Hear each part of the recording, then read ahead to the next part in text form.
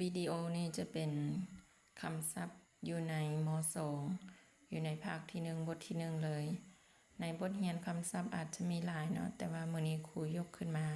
เพียงแต่หาคำศัพท์ก่อนเพื่อมาเบิ่งวิธีการสะกดคำอ่านเทียบภาษาอังกฤษมาใส่ภาษาลาวว่าเราจะมีวิธีการสะกดหรือว่าวิธีการอ่านคือแนวใดหั่นเราไปติดตามรับชมนำกันเลยสำหรับคือเฮาฮู้แล้วว่าภาษาอังกฤษมันจะมีสระเพียงแต่5ตัวเนาะบ่คือภาษาลาวเฮามาเบิ่งคำที่1นี่คำว่าข้าวจี้ตัว B เฮาจะเทียบใส่กับบอแบ้ตัว R แม่นลอระดาแล้วก็ตัว E กับตัว A เป็นสระเนาะจะเป็นสระ A ตัว D จะเป็นดอเด็กดังนั้นคำนี้จึงอ่านออกเป็น brain นะ brain แปลว่าข้าวจี้คำศัพท์ที่2กาแฟขึ้นต้นด้วยตัว C ตัว C มันเทียบใส่เป็นคอควาย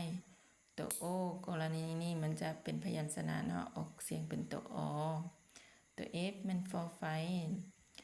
มี F 2ตัวเราก็ต้องได้ใส่ฟอไฟ2ตัวเนาะฟอไฟ2ตัวต่อไป double E จะเท่ากับสระ E คำนี้จึงอ่านออกเป็น coffee คำนี้อ่านออกเป็น coffee แปลว่ากาแฟไปเบิ่งคำศัพท์ที่3ปลาภาษาอังกฤษนะมันจะมีตัว F I S H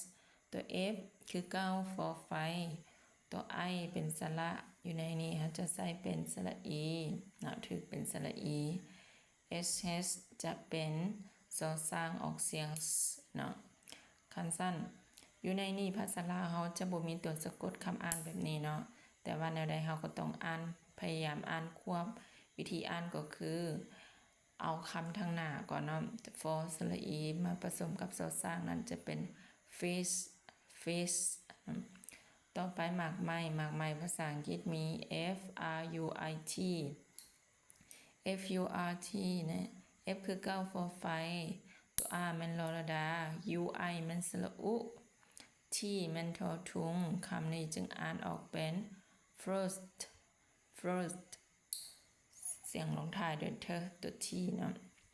ต่อไปอาหารมี food ตัว F มัน for ไฟ double O มันสระอูตัว D มันดอเด็กคำนี้เราจึงอ่านออกเป็น food เนาะคำนี้เป็นแนวทางการสอนของครูพอเข้าใจอยู่บ่ถ้าว่ามักการสอนสไตล์นี้ฝากกดไลค์กดแชร์เพื่อเป็นกำลังใจในการเฮ็ดคลิปสอนต่อๆไปให้ครูเด้อ